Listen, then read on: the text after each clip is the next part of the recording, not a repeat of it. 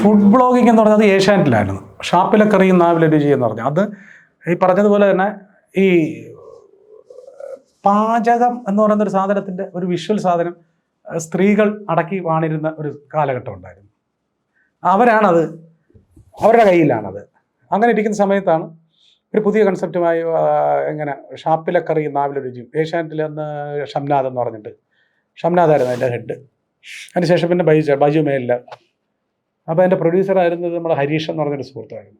അങ്ങനെ പുള്ളി ഡിസൈൻ ചെയ്ത് നമുക്ക് ഷാപ്പുമായി കോൺസെൻട്രേറ്റ് ചെയ്ത് സാധാരണക്കാരുടെ ഇടയിലേക്ക് നമുക്ക് പോകാം എന്ന് പറഞ്ഞിട്ടൊരു കൺസെപ്റ്റ് കൊണ്ടുവരികയും പിന്നെ ഭക്ഷണം എന്ന് പറയുന്നത് എനിക്ക് വളരെ ഇഷ്ടമുള്ള ഒരു പരിപാടിയാണ്. അതെങ്ങനെ കഴിക്കണം എന്നുള്ളത് വളരെ കൃത്യമായ രീതിയിലുള്ള ധാരണയുണ്ട്. അതെങ്ങനെ വിളമ്പണമെന്ന് ധാരണയുണ്ട്. അത് കുറച്ചുകൂടെ മനുഷ്യൻ മരിക്കുന്നത് വരെ ഒരിക്കലും ബോറടിക്കാൻ പറ്റാത്ത ഒരു മേഖലയാണ് ഭക്ഷണം എന്ന് പറയുന്നത്. അത് റിലവൻ്റ് ആയിട്ടുള്ളൊരു സംഭവമാണ്. അങ്ങനെയാണ് അവരുടെ ഒരു സപ്പോർട്ടോടു കൂടിയാണ് ആ സാധനം നമ്മൾ ആദ്യം തുടങ്ങുന്നത്. തുടങ്ങി ഒരാഴ്ച ആയ സമയത്ത് തന്നെ അത് ഭയങ്കരമായ വമ്പൻ ഹിറ്റായി മാറി. ഈ സ്ത്രീകൾ കൈയടക്കി വെച്ചിരിക്കുന്ന ഒരു സ്ഥലത്തേക്ക് ഒരു സാധാരണക്കാരൻ്റെ ഇടയിലേക്ക് സാധാരണ കൈലിയും ഷർട്ടും ഒരു തോർത്തുമൊക്കെ ആയിട്ട് അവരുടെ ഇടയിലേക്ക് ഇറങ്ങി ചെന്നപ്പോൾ കുറച്ചുകൂടെ ജനകീയമായി ആ സാധനത്തിന്. അപ്പോൾ ആൾക്കാർ ഭയങ്കരമായിട്ട് അത് അക്സെപ്റ്റ് ചെയ്തു. അതാണ് അതിനകത്ത് സത്യം പറഞ്ഞാൽ ഇപ്പം നടക്കുന്ന ഈ ഫുഡ് ബ്ലോഗിങ് എന്ന് പറയുന്ന ഒരു സാധനത്തിൻ്റെയൊക്കെ ഒരു തുടക്കം ഞാനാണെന്ന് വേണമെങ്കിൽ പറയാം. അത് ചില സ്ഥലം ഇപ്പം തന്നെ പല ഫുഡ് ബ്ലോഗിങ്ങിലും കണ്ടിട്ടില്ലേ, എല്ലാം കൂടെ പുറത്ത് കൊണ്ടുവച്ച് ഭക്ഷണം കുക്ക് ചെയ്യുന്നത്. ആ കുക്ക് ചെയ്യുന്നൊരു കൺസെപ്റ്റ് നമ്മൾ ഷാപ്പിലേക്ക് ചെല്ലുമ്പോൾ വർഷങ്ങൾക്ക് ശേഷം ഈ ഷാപ്പിൽ ഇന്ന ചാനലിൽ ആൾ വന്ന് കുക്ക് ചെയ്യുന്നു പറഞ്ഞുകൊണ്ടല്ല അവിടുത്തെ അടുക്കള അവർ ചെയ്തിരിക്കുന്നത്. ചില സ്ഥലത്ത് സാങ്കേതികമായിട്ട് ക്യാമറ വയ്ക്കാനോ ലൈറ്റ് വയ്ക്കാനോ പറ്റൂല. അപ്പോൾ നമ്മുടെ ഒരു ക്രിയേറ്റിവിറ്റി വെച്ചിട്ട് നോക്കുമ്പോൾ തൊട്ടടുത്തൊരു ഒരു ചെറിയ അരുവി ഇങ്ങനെ പോകുന്നു, ഒരു ചെറിയ തെങ്ങുണ്ട്, ബാക്കിൽ ഇങ്ങനെ നോക്കുമ്പോൾ വിഷ്വലി നോക്കുമ്പോൾ അതൊക്കെ നമുക്ക് ആ മേഖലയിൽ നിന്നതിൻ്റെ കിട്ടിയതിൻ്റെ ഒരു എക്സ്പീരിയൻസ് ആണ്. നോക്കുമ്പോൾ അത് കൊള്ളാം, നല്ല പാടം ബാക്ക് സൈഡിൽ.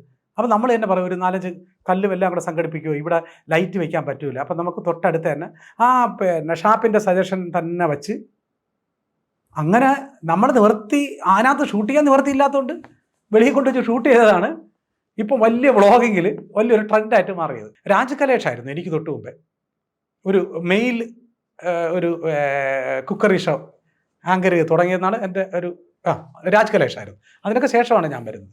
പിന്നെ ബാക്കിയുള്ള എല്ലാ ചാനലുകളിൽ സ്വാഭാവികമായിട്ടും സ്ത്രീകളായിരുന്നു ചെയ്തുകൊണ്ടിരുന്നത്. അതൊരു ഭയങ്കര വിപ്ലവമായിരുന്നു.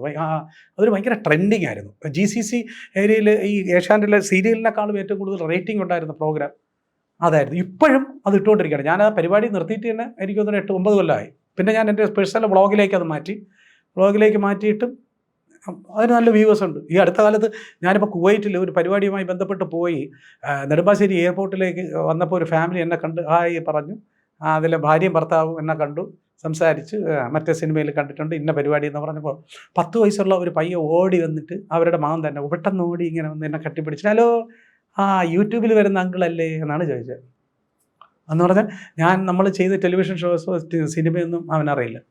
അവനിപ്പോൾ റിലവൻ്റായിട്ടിരിക്കുന്ന നമ്മൾ ഈ കാണിച്ച ഈ സാധനം മാത്രമേ അവൻ വരുന്നുള്ളൂ. അവൻ ഇത് കണ്ടിട്ടാണ് ഭക്ഷണം, ഇത് വെച്ച് നോക്കിയാണ് ഭക്ഷണം കഴിക്കുന്നതെന്നാണ് അവർ പറയുന്നത്. അതുകൊണ്ട് അവൻ കൂടുതൽ ഭക്ഷണം കഴിക്കുമെന്നാണ് പറയുന്നത്. പല സ്ഥലങ്ങളിൽ പോകാൻ നേരത്ത് ഭക്ഷണം ഇഷ്ടമല്ലെങ്കിൽ ഇവർ ഈ വ്ളോഗ് എടുത്ത് വെച്ച് കാണിച്ചിട്ട് ഇതാണ്ട് അങ്കിള് കാണിക്കുന്നുണ്ട് പെട്ടെന്ന് വരി തിന്നെന്ന് പറയുമെന്ന്.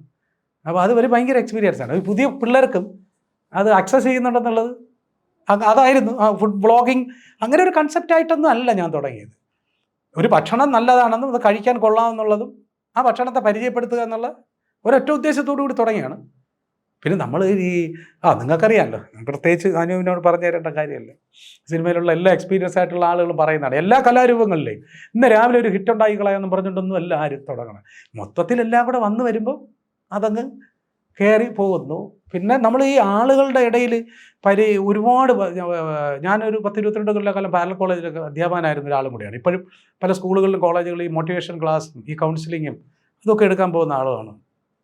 അപ്പോൾ അതുകൊണ്ട് ഈ ആളുകളുമായി നിരന്തരമായി വർത്തമാനം പറയാൻ ബന്ധപ്പെടുകയും ചെയ്യുന്നുണ്ട്. ഇവരുടെ ഒരു ടേസ്റ്റും എങ്ങനെ സംസാരിച്ചാൽ ആളുകൾക്ക് കൂടുതൽ ഇഷ്ടപ്പെടുമെന്നും ഒക്കെ നമുക്ക് അറിയാൻ പറ്റും. അപ്പോൾ അതൊരു സാധാരണ ആളിനും മനസ്സിലാവുന്ന ഭാഷയിൽ വളരെ ലളിതമായി നമ്മൾ പ്രസൻറ്റ് ചെയ്യുമ്പോൾ പെട്ടെന്ന് എല്ലാവർക്കും അതങ്ങ് പിടികിട്ടുകയും അതവർക്ക് അങ്ങ് അങ്ങ് ഇഷ്ടപ്പെടും. അതായിരുന്നു അതിൻ്റെ ഒരു ബേസിക് സാധനം.